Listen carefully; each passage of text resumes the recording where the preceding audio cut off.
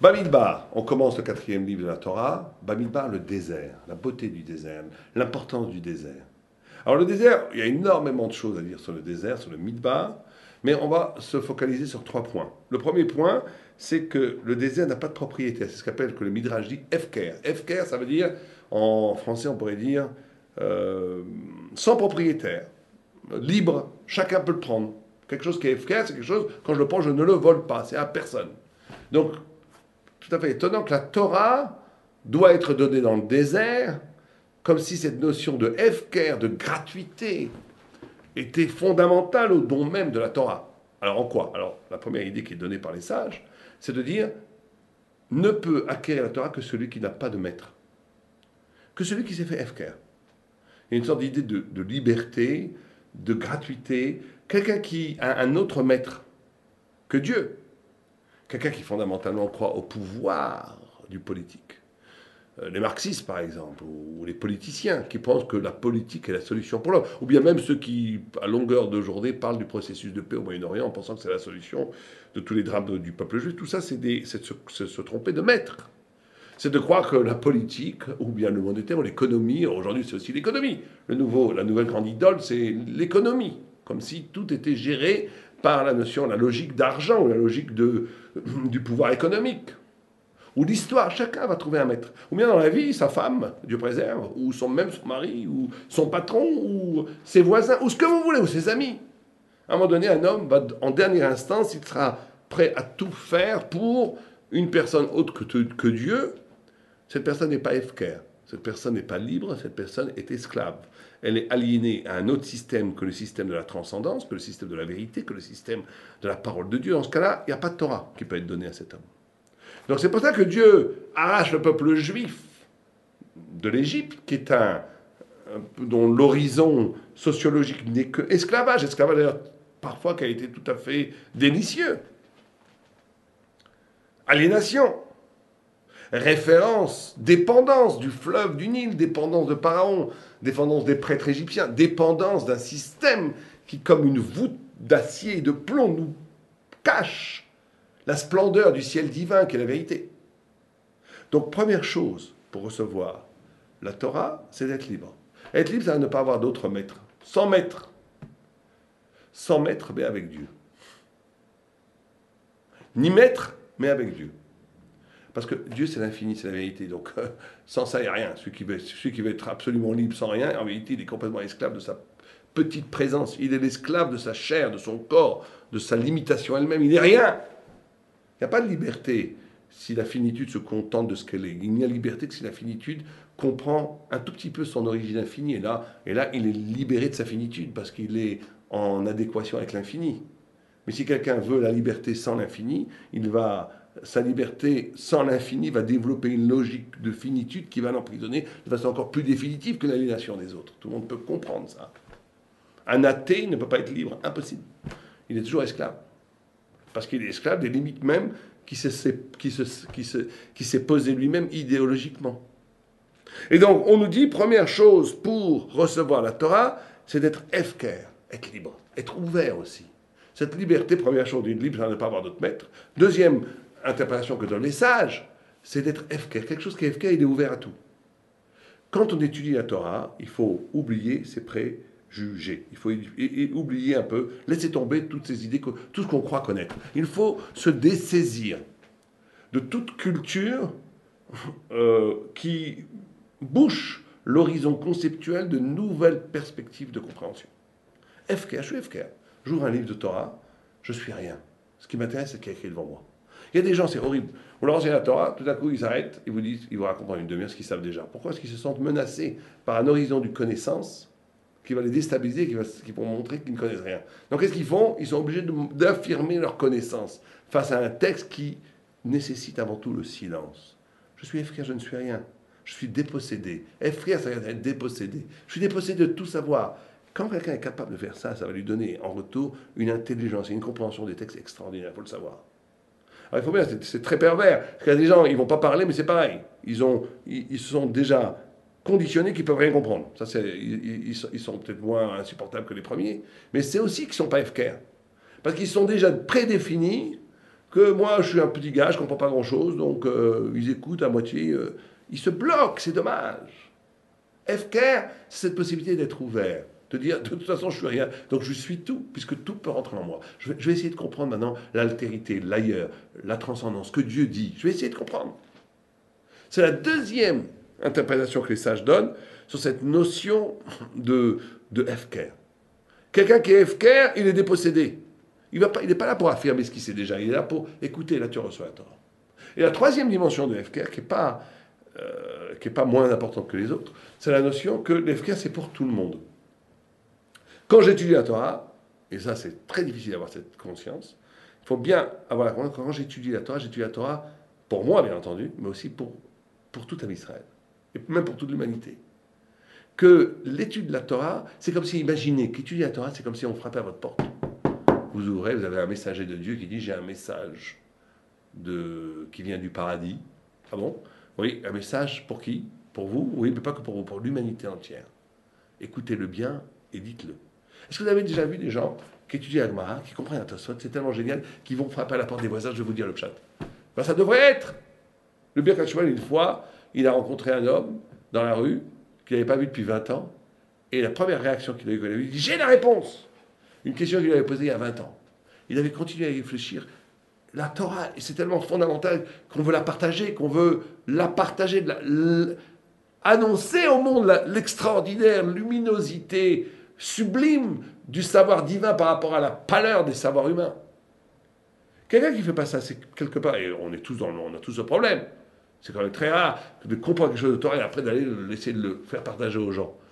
C'est qu'il n'est pas encore efficace, c'est qu'il a, à un moment donné, il n'a pas réussi à traduire son savoir thoraïque en savoir prophétique dont l'essence est de l'annoncer en vérité au monde entier. En tous les cas, c'est à ses frères juifs qu'il côtoie.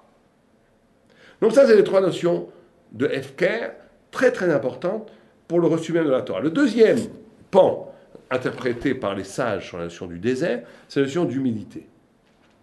L'humilité. Il n'y a pas de Torah sans humilité. Alors pourquoi pas? Parce que tellement il faut être humble, moral, etc., etc.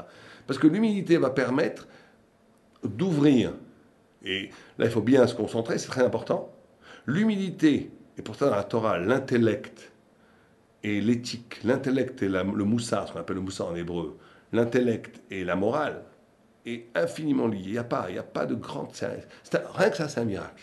Il n'y a pas un seul grand talmudiste immense Talmid Chacham qui n'était pas un tzaddik. Ça n'existe pas. Et ça ne peut pas exister. Il n'y a pas un seul grand dans la Torah qui n'était pas en même temps au-delà de toute considération humaine. Comment ces hommes sont arrivés à un niveau spirituel et éthique de générosité, d'abandon, d'humilité tellement extrême que c'est même inimaginable. Il y avait un des Talmuds du Chazon Ish qui disait « Je ne veux pas raconter l'histoire du Chazon Ish ». Pourquoi? Il dit « On ne va pas me prendre au sérieux. Si je raconte ce qui s'est passé à la maison du Chazon Ish, les gens vont croire que j'exagère, ils vont croire que je dis n'importe quoi. Je ne peux pas. Donc on laisse tomber. » La notion de... Ces gens-là étaient des gens qui étaient tellement généreux d'une bonté infinie. Et c'est pour ça qu'ils sont arrivés à des niveaux de compréhension de Torah énormes.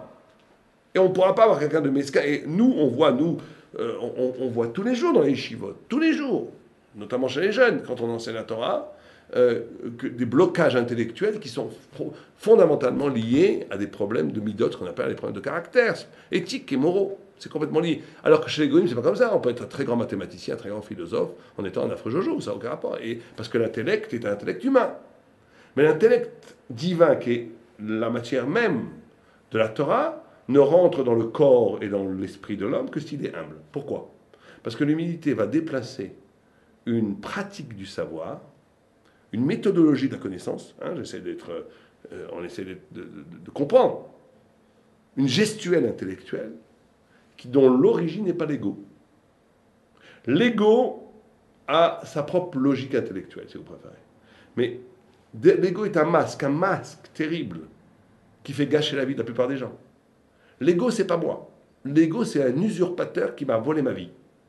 Derrière l'ego, il y a un espace de lumière infinie qui est le souffle de Dieu, qui est mon âme. Tout le monde comprend que l'ego, qui est la clipa, qui est l'écorce, et la lumière intérieure ne produisent pas les mêmes concepts, ne produisent pas la même mécanique intellectuelle pour comprendre des choses. Tout le monde le comprend. L'intelligence que nous, on connaît, la logique pure et simple, 1 plus 1 font 2, l'induction, la déduction, toutes ces choses-là, c'est une logique qui est tout à fait valable, mais qui est complètement écorce, superficielle, qui est le produit de l'ego, de référence au un, à moi. Il y a une autre façon de comprendre la Torah, qui est beaucoup plus subtile, infiniment plus haute, qui est liée à l'âme. Elle ne peut être dévoilée qu'à partir de l'humilité. Quelqu'un qui n'est pas humble est dans l'ego. S'il est dans l'ego, il ne pourra jamais avoir... Je ne parle même pas de morale ici, je ne parle pas de morale. Je parle de capacité de comprendre. Quelqu'un qui n'a pas d'humilité, quelqu'un qui est dans l'ego, ne pourra jamais avoir... Il n'est pas... C'est même pas de sa faute, le pauvre. Il n'a pas les éléments intellectuels d'appréhender la lumière de Dieu, la lumière de la Torah. Donc il ne pourra jamais rien comprendre. Donc il ne pourra jamais vraiment comprendre la Torah. Il va faire qu'affirmer, il va parler de la Torah. Il ne va jamais dire la Torah. Il va parler à propos d'eux, de ce que son ego a compris de la Torah. Très bien. Mais en réalité, structurellement et essentiellement, son discours sur la Torah ne diffère pas de son discours qu'il aurait sur un match de foot. Il va utiliser les mêmes mécanismes, la même induction, déduction, équivalence, différence. Les mêmes. Un non-juif pense autant qu'un juif à ce niveau-là. Il n'y a pas de différence. On utilise toujours les mêmes mécanismes. C'est pareil, c'est pas pareil. Ça ressemble pas. Là, il y en a 3, il y en a 2. 3, c'est plus que 2. Enfin, toutes ces choses-là que tout le monde peut comprendre. Ça, c'est la logique de l'ego, qui va nous faire comprendre le monde matériel, ou la matérialité de la Torah qui n'est pas de la Torah. Ça veut dire que la Torah qui se présente comme une culture. Mais quelqu'un qui veut maintenant véritablement comprendre la lumière divine, la vérité, l'intuition fulgurante d'une idée de l'infini de la Torah, il est obligé de se mettre en relation avec ce qui est derrière l'ego, avec cette flaque de lumière infinie qui est au cœur même de son identité divine.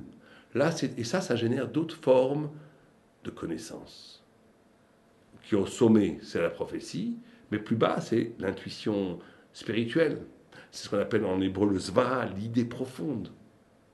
Ce qu'on va appeler après dans une sorte de dialectique talmudique.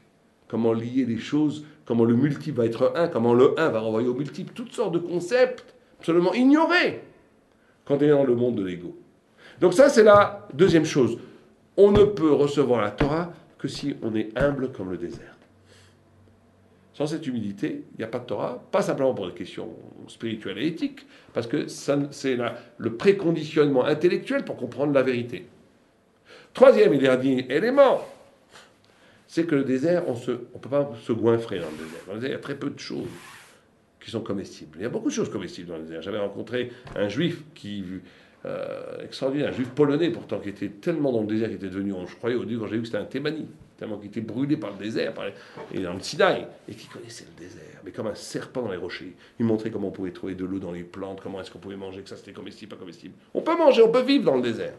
Mais bien entendu, c'est pas des festins, c'est le minimum. Et ça, c'est la troisième condition pour recevoir la Torah. C'est la notion de le Homer. Le Homer, vous savez qu'on offrait juste après Pessah, le lendemain de Pessah, une poignée d'orge, qui est la nourriture pour les animaux, donc la plus élémentaire, et qu'une poignée et la Gemara nous dit que c'est la quantité minimale et suffisante pour qu'un corps puisse vivre. Une poignée d'orge par jour. C'est l'énergie, c'est la quantité énergétique et nutritive minimale pour qu'un homme puisse vivre une journée. Alors, pourquoi? Parce que là, on offre ça au temple le lendemain de Pessah, et jusqu'à qu'on arrive à Shavuot pour recevoir la Torah. Comme condition préalable de recevoir la Torah, il faut avoir cette notion du Homer. Pourquoi? Parce que, et ça c'est très difficile pour nous, alors là c'est carrément, pratiquement impossible pour nous. On est dans une société de consommation tellement énorme. Les kidouches du Shabbat sont tellement extraordinaires. Les Baruch Hashem, mais d'un côté aussi il faut savoir que tout surplus alimentaire, tout surplus de jouissance qui n'est pas au service d'une fonction élémentaire d'exister pour pouvoir étudier la Torah, va brouiller les cartes, va empêcher de recevoir la Torah. Il y a un moment donné où le surplus alimentaire, le surplus jouissif, si je mange trop que ce que j'ai besoin, eh ben, ça va empêcher, ça va me donner un rapport au monde de satisfaction, un psychisme de la satisfaction, qui va m'empêcher de recevoir la vérité. Donc ça a l'air très difficile à comprendre, très difficile à vivre, mais c'est comme ça. C'est que si à un moment donné, la troisième condition pour recevoir la Torah, après la notion de Hefker, après la notion d'humilité, c'est la notion de frugalité. Donc je prends ce dont j'ai besoin. Le reste, je le libère pour la réflexion, pour la pensée, pour le travail spirituel. Dès que je prends plus ce dont j'ai besoin, ça veut dire que je suis en train de boucher des espaces purs qui étaient normalement, qui devaient rester libres pour l'exercice spirituel et intellectuel d'un rapprochement à Dieu. Dès que j'investis, c'est-à-dire que c'est une profanation de la lumière intérieure. Dès que je mange trop, dès que je jouis trop, dès que je m'amuse trop, dès que je fais des choses dont je n'ai pas véritablement besoin, à ce moment-là, sans m'en rendre compte, je suis en train de troquer une potentialité d'existence dont le but ultime n'est là que pour rejoindre la vérité et l'éternité et l'infini, en le troquant pour un truc minable qui s'appelle la consommation immédiate, qui va me boucher les trous. Donc ces trous qui étaient là pour ouvrir une activité spirituelle de compréhension vont être bouchés par la matière. La notion de désert, c'est la notion du nécessaire. Ni pas assez, il faut manger, il faut vivre, il faut manger, il faut aimer la vie, et c'est très bien. Mais dans les notions, ce dont j'ai besoin pour vivre. Dès que je dépasse cette ligne, j'ai dépassé la ligne rouge.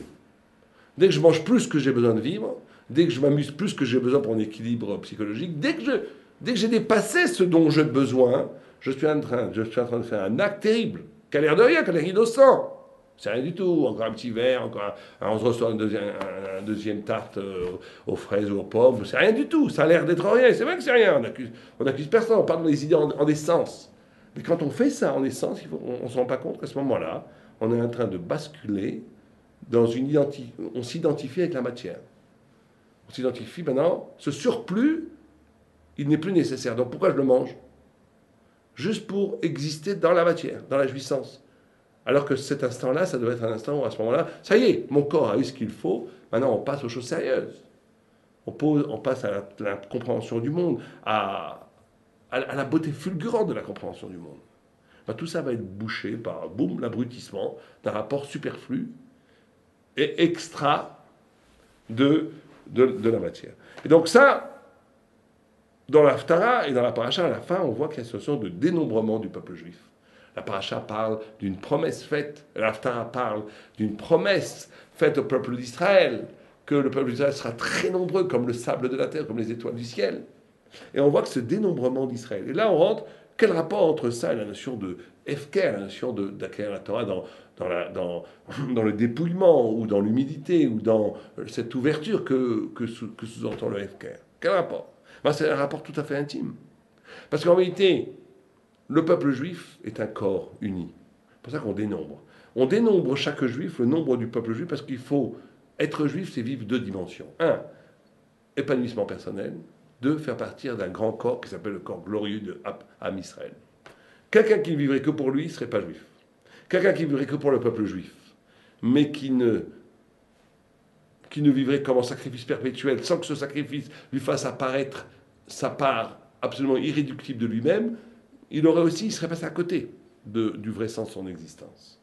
Vivre une vie d'Israël, c'est être capable de vivre dans une sorte de synergie, d'équilibre dialectique, où les deux alimentent l'un alimente l'autre, où je suis en même temps totalement moi-même, farouche, la solitude du Talmid Chacham. Le Talmid Chacham, il est seul.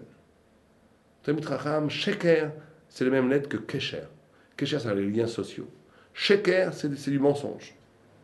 Krav, qui veut dire combat, guerre, feu, c'est les mêmes lettres que Karov, qu'être proche. Le Talmid Chacham, il peut se battre avec tout le monde. Si c'est pour la vérité, il est proche de tout le monde, parce qu'il fait ça pour eux aussi. Et il déteste le Kesher, il n'a pas besoin de Kesher, il n'a pas besoin de relations sociales. C'est du mensonge. Il est seul. Il y a une notion où le Talmid Chacham, il porte à lui seul le sens de l'univers. Il n'a besoin de personne. Il est là parce qu'il dit la vérité, il est là parce qu'il étudie la vérité, il est là dans un rapport vertical, solitaire. Et quand je dis solitaire, c'est pas simplement qu'il est seul dans sa chambre. Hein. Solitaire, ça veut dire qu'il découvre des idées, qu'il a une vie intérieure, un rapport avec Dieu tellement fort que ce n'est pas partageable avec les autres. Il est isolé. Il est seul. Il est fondamentalement seul, comme Moshe Rabbeinu sur la montagne, face à Dieu. C'est une dimension absolument indispensable que chacun se doit d'avoir. Tout juif qui étudie la Torah, et tout juif en réalité devrait étudier la Torah, bien entendu, et donc doit avoir cette relation. C'est cette relation de solitude inexpugnable, verticale. Être absolument unique. Unique et être tellement unique que Bishvili Nivra Olam.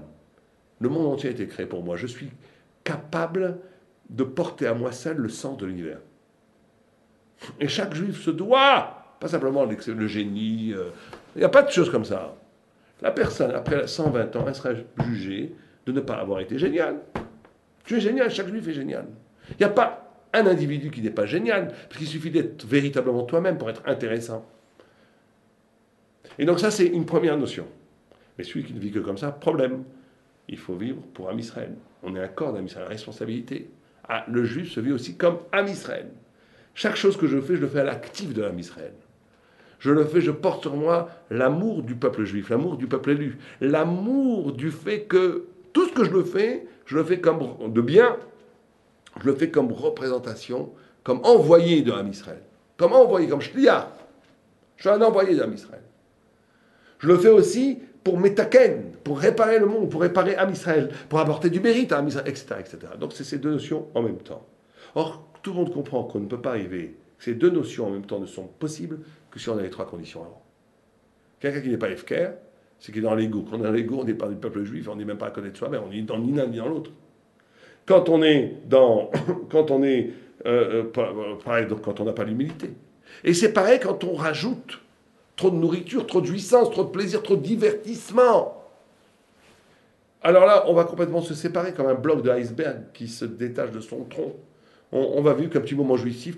La jouissance, dit la Gemara.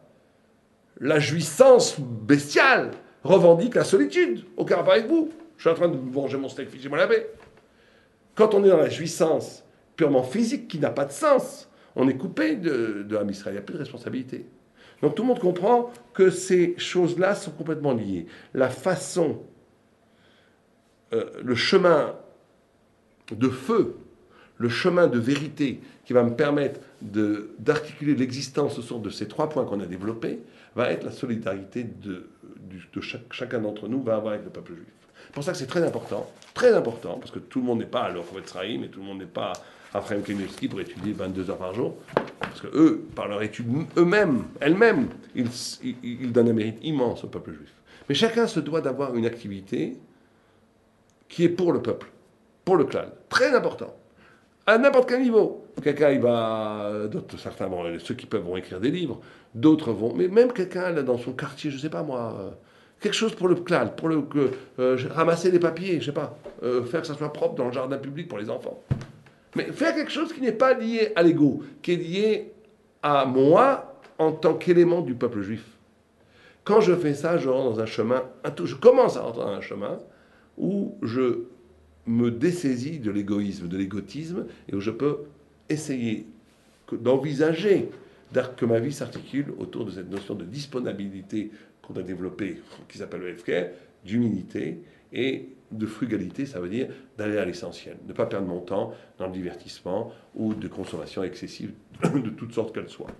Shabbat Shalom, Shabbat Shalom.